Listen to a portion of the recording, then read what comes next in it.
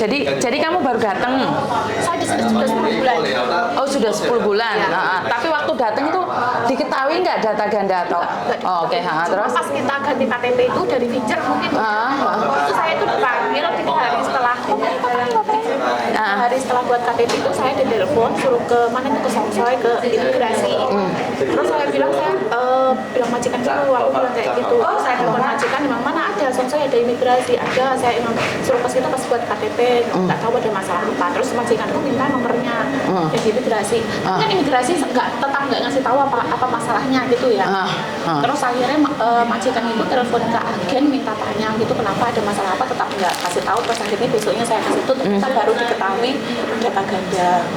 Tapi kan kamu sendiri tahu nih kalau kamu data ganda. Dalam hati sudah tahu gitu. Sebenarnya kamu sudah tahu nih. Pertama masuk itu saya kan 2006. 2006 terus akhirnya saya pertama itu pakai data asli. Terus saya di situ 5 bulan interminate. 5 bulan interminate terus beberapa bulan kemudian saya daftar lagi cuma sama PT saya dibuatkan identitas baru.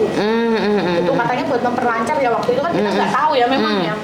Terus akhirnya ya itu berangkat dengan nama itu, terus akhirnya di Hong Kong bisa 6 tahun. Akhirnya 2012 saya pulang Indo, di rumah 10 tahun, terus saya balik lagi. Terus ya itu akhirnya ketahuan itu. Terus nah masalahnya kenapa kok ditahan itu, waktu itu setelah dari Songsoy itu saya dapat telepon ke Kowloon B langsung. Suruh ke Kowloon B. Sebenarnya itu mau ke situ cuma majikan itu nggak memperbolehkan sampai beberapa bulan kemudian. Bertengkar sama majikanku itu, telepon sama imigrasi itu sampai bertengkar. Oh, majikanmu yang bertengkar. Masuk Mbak tarian pintu nih.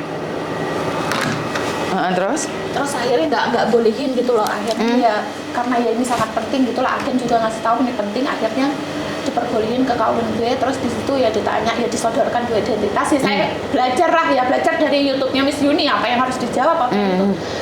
Ya intinya ditanya seperti itulah. Ini disodorkan 2 identitas, ini siapa ya udah saya jujur ini saya, cuma saya nggak tahu gitu, ini semua yang buat pihak PT gitu. Terus akhirnya di situ ya fingerprint masuk.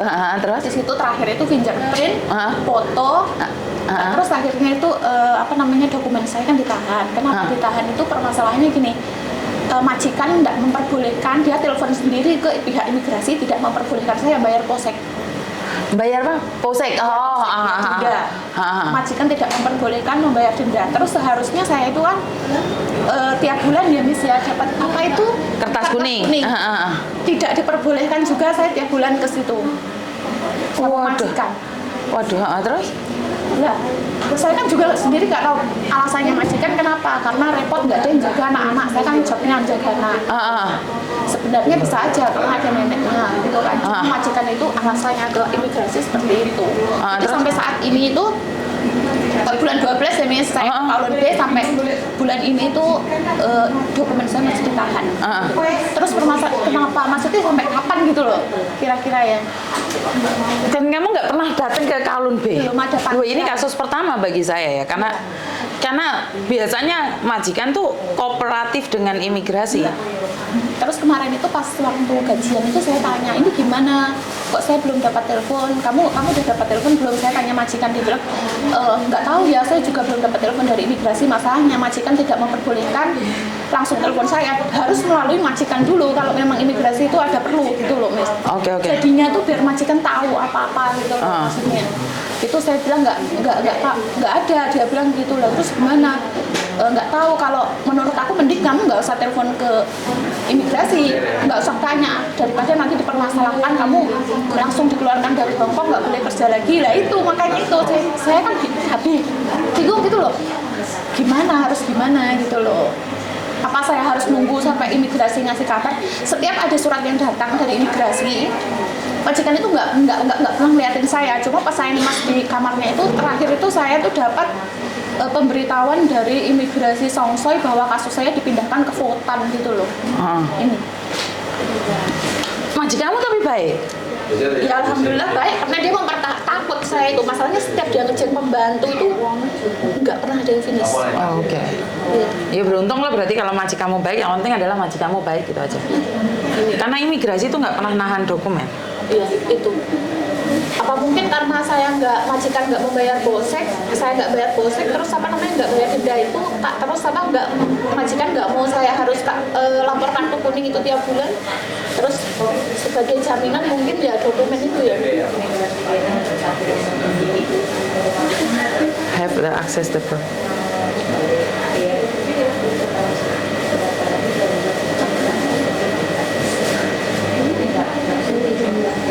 Oh bukan, ini tentang KTP-mu. Masih diproses karena ada sesuatu yang mencurigakan. Maksudnya ada sesuatu yang harus diidentifikasikan. Ini cuma pemberitahuan aja, nggak ada masalah ini. 10 Maret. Berarti kan baru Maret kemarin toh kamu ketahuannya?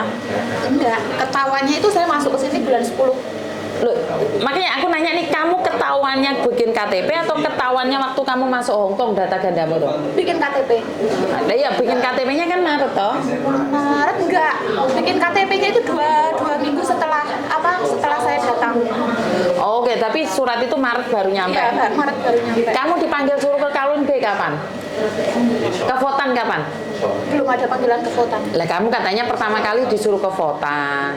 Langsung ke Songsoy. Oh, ke Songsoy Ya. tanggal bulan berapa? Ke Songsoy itu bulan 10. Saya kan datang tanggal 2, awal bulan 2. Pokoknya setelah 2 minggu lah, sekitar pertengahan bulan lah saya. Terus saya ke Kowloon Bay itu akhir bulan Desember.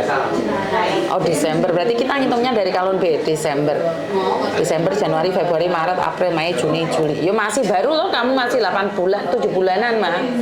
Jadi untuk prosesnya aja sendiri itu memang ngambil waktu yang lama Mbak, yang dimana cecenya tuh tiap bulan itu datang dan laporan sama polisi. Nah ini kasusmu pertama kali ya, dimana majikan tidak mengizinkan kamu laporan sama polisi padahal kamu melakukan kesalahan. Tapi waktu diidentifikasi di Kowloon Bay Desember, apakah kamu ditanyain pertanyaan berlembar-lembar itu? Iya banyak, suruh tanda tangan gitu. Oh, berarti kamu mendengarkan ini punyanya Miss Yuni, kamu mendengar? Saya belajar pokoknya semuanya. Jadi sebenarnya sudah siap nih kalau aku kena data ganda nih. Terus aku belajar beberapa hari terus pokoknya tak ulangi YouTube Miss Yuni, pokoknya tak ulang terus. Tapi bener kan ya apa yang saya sampaikan itu semua persis. Ya. Cuma pas di Kowloon Bay itu kooperatif banget dia itu. Maksudnya dari petugasnya itu dia itu nggak bentak-bentak, baik Mam. Iya. Cuma mereka tuh bantu. Pertama ditanya secara lisan. Keduanya pertama ditanya secara lisan, terus ditanya kamu mau maksudnya direkam apa secara tertulis saja, karena majikan sudah bilang minta fotokopinya. Terus akhirnya ya udah ditanya. Pertama ditanya secara lisan, terus ada yang di lebaran itu sudah nggak ditanyakan, ya sudah dijawab. Tadi kan sudah dijawab. Tugasnya tuh enak banget. Baik ya. Iya. Memang mereka tahu nih Kak, semua itu bukan kesalahan kalian. Iya. Jadi ya untungnya ya kamu sudah mendengarkan YouTube saya. Jadi yang diakuin itu adalah yang kedua. Seandainya kamu yang ngaku yang pertama itu yang lebih sulit lagi karena pernah kejadian dulu di penjara orangnya. Jadi dia ngaku identitasnya itu yang pertama. Paham nggak? Nih namanya Miss Yuni. Nama aku pertama adalah Andarwati nih. Terus datang ke Hongkong lagi, namaku Yuni. Yang nama asliku itu Aan. Tapi aku lapor sama imigrasi, enggak, nama asliku ini, nama asliku. Akhirnya dia di penjara. Ya saya kan juga kaget, masalahnya kan ya kasus kayak gini kan baru pertama ya saya. Ya udah belajar. Merinding ya sampai kayak semangan ya. Aduh. Nggak bisa tidur ya gini seperti kerja itu perasaan nggak tenang gimana. Tapi ya wes lah tiap malam selesai kerja ya wes lihat YouTube lagi sampai ulang-ulang pokoknya apa yang ada di YouTube-nya Miss Yuni tentang data ganda tak buka semuanya. Jadinya aku belajar terus. Jadi semua orang-orang yang sampai takut sampai tahu nggak ada yang sampai kurus kering gara-gara data ganda. Cuma dia takut banget. Majikanku juga nguatkan aku nggak usah takut kayak gini tuh banyak gitu. Ya, majikanku nguatkan waktu itu.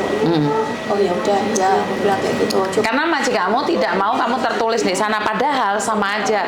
Kamu naruh uang 1.000 sama paspormu ditahan itu sama aja. Iya. Karena kamu pasti menyetujui penahanan paspormu itu. Ada suratnya nggak kamu? Ada. Cuma terus saya dikasih itu selembar kertas itu sebagai gantinya nanti kalau misalnya ada masalah sama polisi apa ini diserahkan aja, dia tahu, polisi tahu, dia bilang kayak gitu. Iya, polisi tahu. Jadi kamu masih bawa sekarang? Masih bawa. Lihat ya.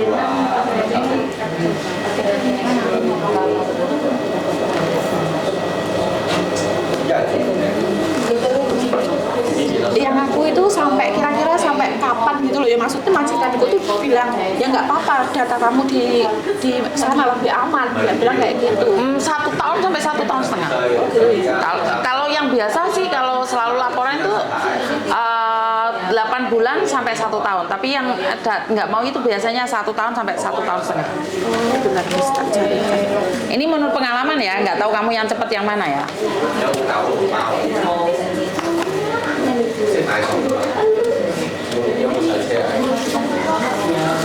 Oh, nggak apa-apa, ini ada suratnya.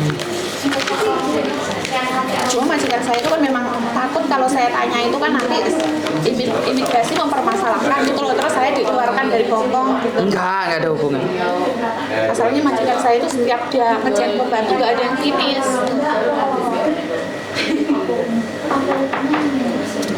Masuk.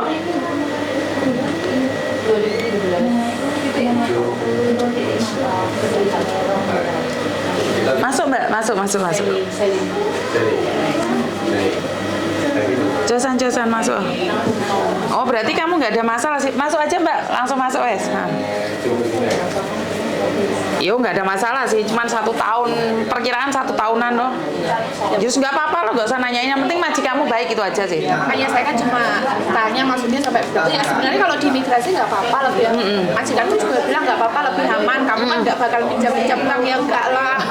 Masalahnya dia punya pembantu dulu kayak gitu, jadi telepon mama apa sekarang sudah nggak ada, Diputus semua gara-gara pembantu yang lama. Iya. Ya wes nggak apa-apa lah, nggak usah takut loh berarti.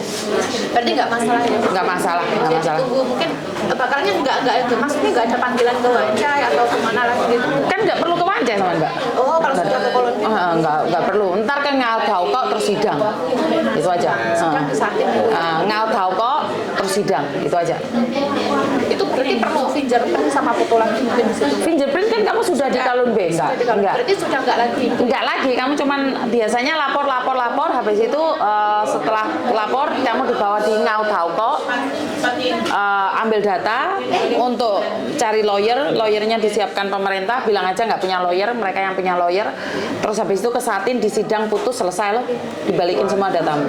Nggak, misalnya aku tanya, kalau 2 tahun finish ya, ibaratnya nanti kalau misalnya saya cari majikan lagi, kasus ini maksudnya bermasalah. Sudah selesai? Selesai. Yang penting sudah sidang, sudah selesai. Berarti nggak bermasalah ya kalau misalnya Enggak, saya yang penting kamu selama 2 tahun setelah sidang kamu tidak melakukan kesalahan, nyebrang jalan lah, mencuri lah, bertengkar lah, itu nggak ada, berarti kamu masih aman. nanti kalau cari majikan lagi aman gitu ya. Aman, nggak ada masalah. Cuma itu toh. Ya, terima Yes, kasih. sama-sama.